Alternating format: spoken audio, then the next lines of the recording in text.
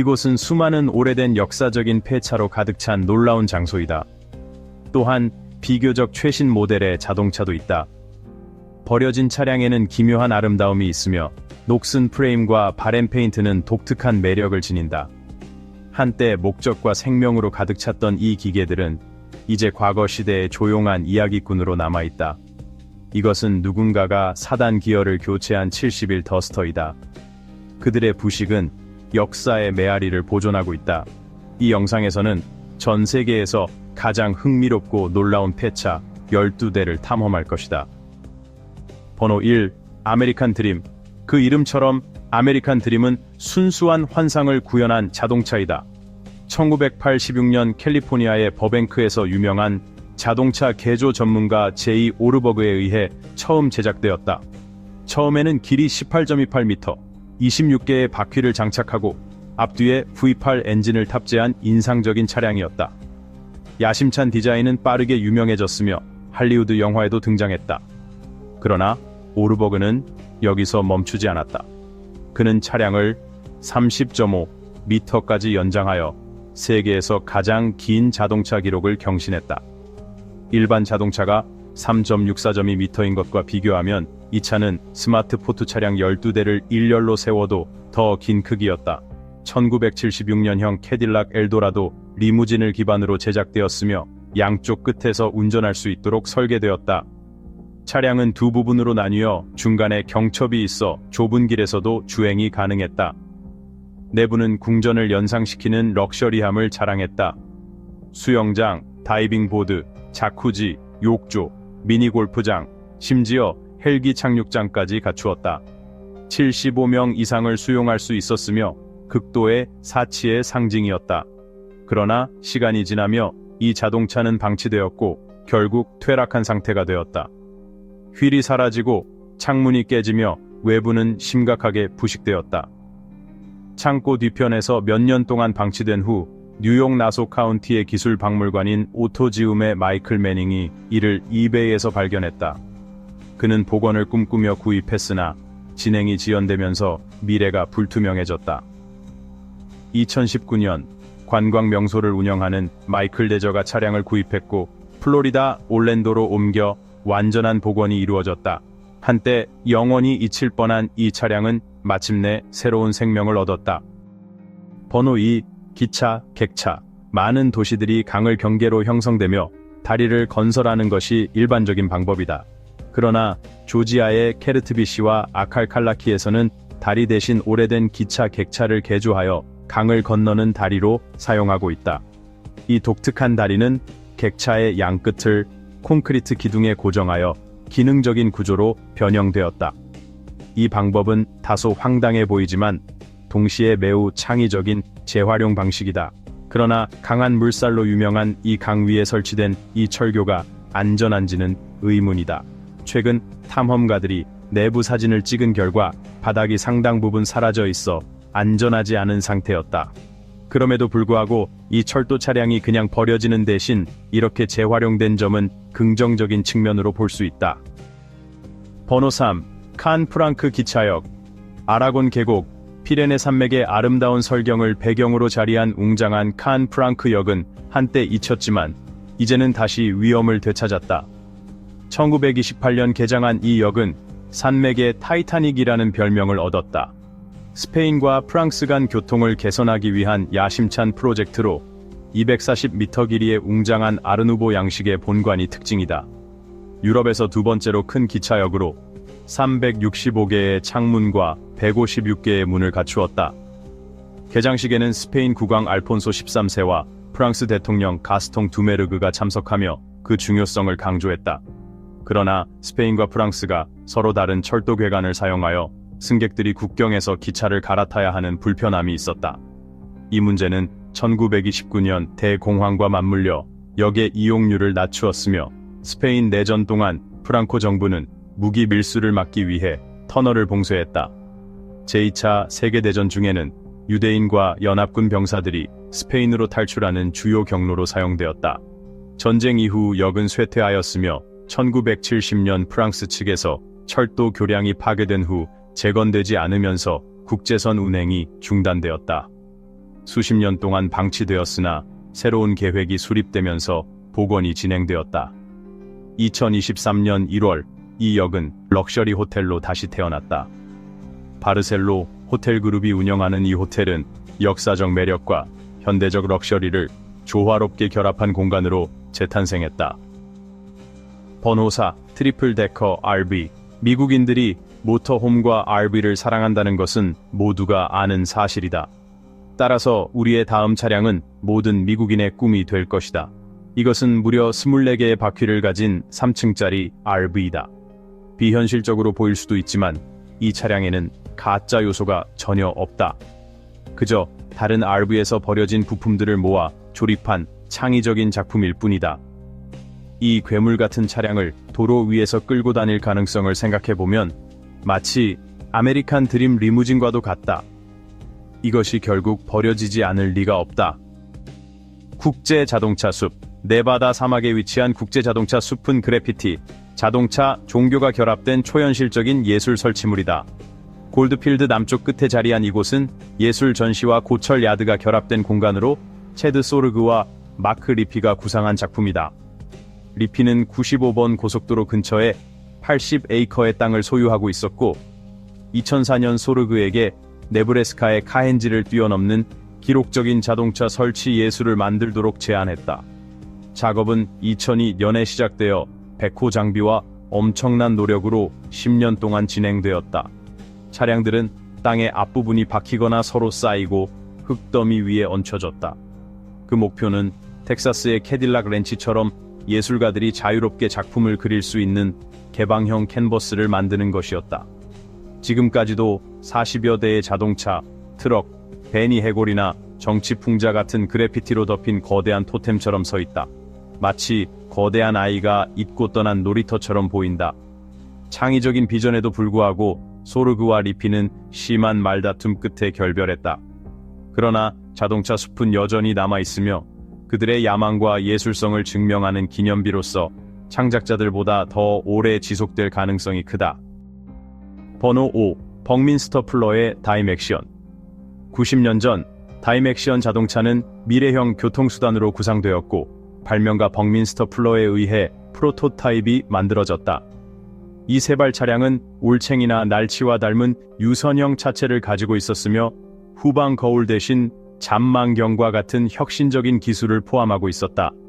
훗날 기하학적 돔을 설계하며 명성을 얻은 플러는 다이맥시언을 획기적인 교통 및 도시계획 솔루션으로 구상했다. 그러나 단 3대의 프로토타입만 제작되었고 그 꿈은 1933년 시카고 세계 박람회에서 비극적으로 끝나고 말았다. 첫 번째 다이맥시언이 사고를 일으켜 테스트 드라이버가 사망하고 2명의 승객이 부상당한 것이다.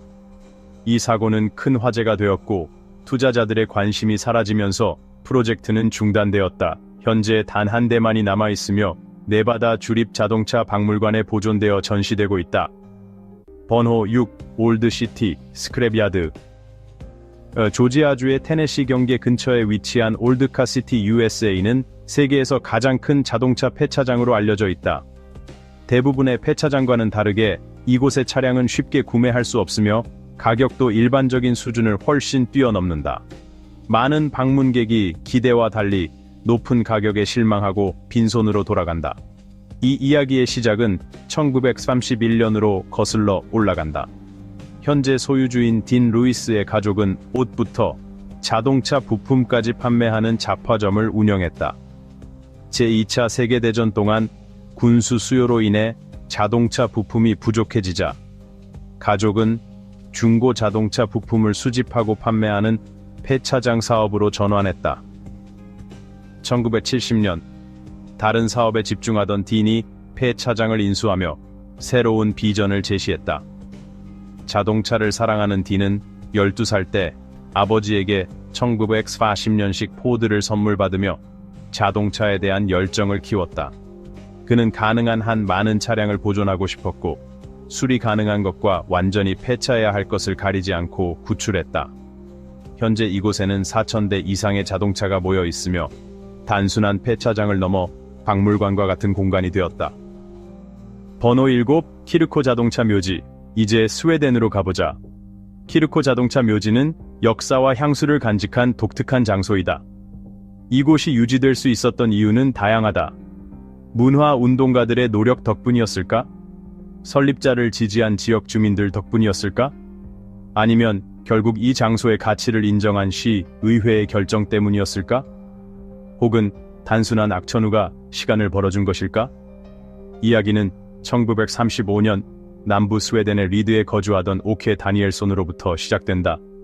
오케는 연료와 비료를 직접 수확하기 위해 숲이 우거진 2탄 늪지를 구입했다. 수요가 증가하면서 그는 오래된 자동차 엔진을 이용해 2탄 분쇄기를 제작했다.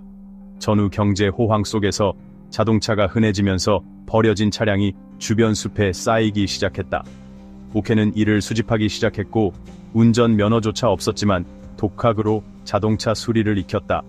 그의 중고 부품 사업은 번창했고 마침내 1974년 마지막 자동차를 구매하며 정식 폐차장이 되었다. 시간이 지나면서 녹슬어가는 자동차들은 하나의 예술 작품처럼 변해갔다. 관광객과 사진작가들이 이곳을 찾았다. 환경 보호를 위해 가스, 오일, 배터리를 제거했음에도 불구하고 1998년 지역 당국은 차량을 지정된 재활용 센터로 옮기지 않으면 벌금을 부과하겠다고 통보했다. 하지만 악천후로 인해 철거가 지연되었고 오케를 지지하는 사람들은 행동에 나섰다. 기자, 사진작가, 스몰란드 박물관장까지 동참해 로비를 벌였고 마침내 49년간 보존 허가를 받았다. 오케는 2000년 세상을 떠났지만 그가 만든 자동차 묘지는 남아있다. 2047년 허가 기간이 끝난 후에는 어떻게 될지 불확실하지만 지금은 여전히 그 자리를 지키고 있다. 행크 윌리엄스는 컨트리 음악의 첫 번째 대스타로 유어 치팅 하트 같은 명곡을 남겼다. 그의 삶은 술과 가족 문제로 인해 혼란스러웠다. 1953년 새해 첫날 그는 단 29세의 나이에 공연을 가던 중 캐딜락 뒷좌석에서 심장마비로 사망했다. 현재 이 캐딜락은 그의 고향 몽고메리에 위치한 행크 윌리엄스 박물관의 주요 전시품으로 뒷좌석은 엄격히 출입 금지 구역으로 지정되어 있다. 자동차가 버려지는 것 중 이보다 더 명예로운 방법이 있을까? 매드맥스 시리즈를 본 적이 있는가? 그렇다면 카타르 중심부에 위치한 이 폐차장이 어떤 모습일지 쉽게 상상할 수 있을 것이다. 도하에서 남서쪽으로 약 12마일 떨어진 알 우카이르에 위치한 이 거대한 폐차장은 마치 다른 세계에 있는 듯한 느낌을 준다. 도시를 벗어나면 화려한 도심과는 정반대의 사막 풍경이 펼쳐지는데 이는 우리가 흔히 상상하는 부드러운 모래 언덕보다는 매드맥스 속 황량한 환경에 가깝다. 이 폐차장에는 약 2만 대의 차량이 보관되어 있다. 자동차, 지프, 트럭, 버스, 굴착기, 불도저, 시멘트 믹서, 크레인 등 다양한 종류의 차량이 포함된다. 오토바이, 사막용 버기카, 보트, 수상 스쿠터 등 거의 모든 종류의 이동수단을 찾아볼 수 있다. 차량 상태는 비교적 양호한 것부터 심각하게 손상된 것, 완전히 파괴되어 원형을 알아볼 수 없는 것까지 다양하다. 무수히 늘어선 먼지 쌓인 차량들을 거닐다 보면 마치 포스트 아포칼립스 세계에 들어온 듯한 기분이 든다. 그러나 이곳에는 묘한 아름다움이 있다. 한때 귀중하게 여겨졌던 차량들이 이제는 잊혀진 차에 먼지를 뒤집어쓰고 새로운 모습으로 탈바꿈할 날을 기다리고 있다. 차량은 보통 4달 동안 이곳에 보관되며 등록된 소유주에게 연락을 시도한다. 소유주가 나타나지 않으면 차량은 분해되어 건설자재로 재활용된다. 그러나 빈티지 차량은 예외로 폐차되지 않고 별도의 공간에 보관되며 매년 최고 입찰자에게 경매로 판매된다. 1993년 해리슨 포드 주연의 영화 도망자를 본 적이 있는가? 영화 초반 포드가 탄 죄수 호송 차량이 열차에 부딪히면서 둘 다 절벽 아래로 추락하는 장면이 나온다. 놀랍게도 그 장면에서 사용된 사고 차량과 열차의 잔해가 여전히 노스캐롤라이나주 실버의 그레이트 스모키 마운틴 철도 근처에 남아있다. 당시 CGI 기술이 발달하지 않았기 때문에 제작진은 실제 차량을 실제 열차와 충돌시키는 방법을 선택했다. 그 결과 차량이 두 동강 나고 열차가 탈선하는 장면이 완성되었다. 촬영이 끝난 후 제작진은 이 뒤틀린 잔해를 더 이상 사용할 일이 없었기 때문에 그대로 방치했다. 30년이 지난 지금도 그 잔해는 여전히 그곳에 남아있다. 한때 많은 영화 팬들이 이곳을 찾았으나 시간이 흐르면서 방문객이 줄어들었다. 이제는 누군가가 이 오래된 영화 세트를 정리해야 할 때일지도 모른다. 기차 애호가들에게 흥미로운 소식이 있다. 자동차 묘지처럼 기차에도 묘지가 있다. 이곳은 미국이 아니라 헝가리 부다페스트 외곽에 위치한 이스트반텔렉 열차 야드로 붉은 별 열차 묘지라는 별칭으로도 불린다. 이곳은 광활한 면적을 차지하며 100대 이상의 기관차와 객차가 버려져 있다. 많은 열차가 낡은 창고 안에서 부식되고 있으며 일부는 야외에서 녹슬어가고 있다. 그 중에는 희귀한 기관차와 홀로코스트 당시 아우슈비츠로 죄수들을 이송했던 열차도 포함되어 있다. 20세기 초 헝가리 국철의 수리소로 지어진 이 시설은 현재 대부분이 방치된 상태이며 남쪽 일부만이 운영 중이다.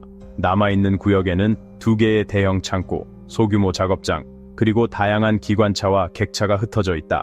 이곳에는 헝가리의 소련 이전 시대부터 소련 시대 유산까지 다양한 열차들이 남아있다. 일부는 복원되어 부다페스트 철도 박물관에 전시될 예정이었지만 결국 방치되었다. 이 묘지에는 기차 애호가들을 흥분시킬 보물이 많다. 대표적으로 137톤의 MAB-424 증기 기관차들이 있다. 이 기관차들은 소련 시대를 상징하는 붉은 별을 달고 있었고 이 별명도 여기에서 유래했다. 1911년에 제작된 MAB-301 시리즈 기관차도 있으며 이는 현존하는 몇 안 되는 모델 중 하나이다. 또한 소련 시대의 객체선은 1960년대 철도 승차권이 그대로 남아있는 경우도 있다. 이 기차 묘지는 역사의 한 단면을 엿볼 수 있는 독특한 장소로 부다페스트의 일반적인 관광지와는 차별화된 매력을 지닌다. 그러나 자연이 점점 이곳을 집어삼키고 있어 시간이 지나면 열차들이 완전히 녹음 속에 묻힐지도 모른다. 하지만 현재로서는 기차와 역사를 사랑하는 이들에게 잊을 수 없는 장소로 남아있다. 시청해주셔서 감사합니다. 다음 영상에서 다시 만나요.